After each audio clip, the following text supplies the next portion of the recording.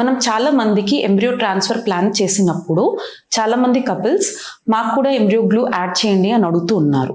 అసలు embryo glue అంటే ఏంటి, ఎంబ్రియో గ్లూ వల్ల అడ్వాంటేజెస్ ఏంటి అనేది ఈ వీడియోలో డిస్కస్ చేద్దాం. సో చాలా మందికి ఒక అపోహ ఉంటుంది, ఎంబ్రియో గ్లూ అంటే ఒక గమ్ అని చెప్పేసి.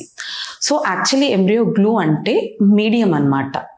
So nothing but హైలోనిక్ acid enzyme అన్నమాట. సో జనరల్గా ఈ హైలోనిక్ యాసిడ్ ఎంజైమ్ అనేది ఎక్కడ చూస్తామంటే, న్యాచురల్గా ప్రెగ్నెన్సీ వచ్చినప్పుడు బేబీ అనేది మనకి ఫామ్ అయి యుట్రస్లో ఇంప్లాంట్ అయ్యేటప్పుడు మనకి ఈ హైలోనిక్ యాసిడ్ ఎంజైమ్ అనేది అధిక మోతాదులో చూస్తూ ఉంటాం. సో దీని రోల్ ఏంటి అంటే, ఇట్ ఎయిడ్స్ ఇన్ ఇంప్లాంటేషన్, అంటే బేబీ యుట్రస్లో ఇంప్లాంట్ అవ్వడానికి హెల్ప్ చేస్తూ ఉంటుందన్నమాట. సో ఇటువంటి హైలోనిక్ యాసిడ్ ఎంజైమ్ని మనం ఒక మీడియా రూపంలో మనం ప్రొవైడ్ చేసేదాన్ని ఎంబ్రియో గ్లూ అంటారు. సో జనరల్గా ఈ ఎంబ్రియో గ్లూ అనేది ఎవరికి చేస్తూ ఉంటాం, ఎవరికి సజెస్ట్ చేస్తూ ఉంటాం అంటే, సో నాట్ ఓన్లీ అంటే లైక్ చాలా వరకు మనం ఫస్ట్ ఎంబ్రియో ట్రాన్స్ఫర్ వాళ్ళకు కూడా సజెస్ట్ చేస్తూ ఉంటాం.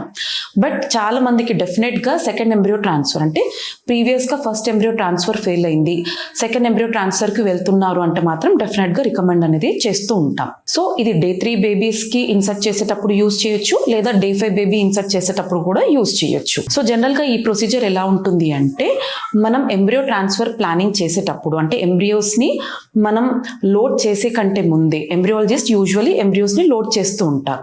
సో ఎంబ్రియోస్ని లోడ్ చేయక ముందే 10 minutes ఈ మీడియాలో ఉంచేసి 10 minutes తర్వాత ఎంబ్రియోస్ని క్యాథెటర్లో లోడ్ చేసి ఆ క్యాథెటర్ని మనకు తీసుకొని వస్తారు. సో ఆ క్యాథెటర్ని లోపలికి ఇన్సర్ట్ చేసి ఎంబ్రియోస్ని ఇక్కడ డిపాజిట్ చేయడం జరుగుతుంది. సో దీనివల్ల మనకి కలిగే అడ్వాంటేజెస్ ఏంటి అంటే, సో చాలా స్టడీస్ ప్రకారం ఎంబ్రియో గ్లూ యాడ్ చేసినప్పుడు అండ్ ఎంబ్రియో గ్లూ యాడ్ చేయకుండా ఎంబ్రియోస్ ట్రాన్స్ఫర్ది సక్సెస్ రేట్స్ చూసుకున్నట్టయితే డెఫినెట్గా ఎంబ్రియో గ్లూ యాడ్ చేసిన ఎంబ్రియో ట్రాన్స్ఫర్ సక్సెస్ రేట్స్ అనేది ఒక 5 to 10% ఎక్కువగా ఉంటుంది.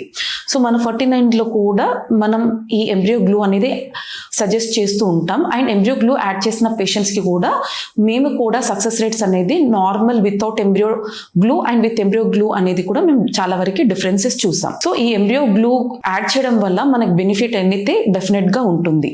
అండ్ అట్లీస్ట్ అంటే సెకండ్ ఎంబ్రియో ట్రాన్స్ఫర్కి వెళ్తున్న ప్రతి ఒక్క పేషెంట్కి కూడా యూజువల్లీ సజెస్ట్ ఎంబ్రియో గ్లూ అనేది.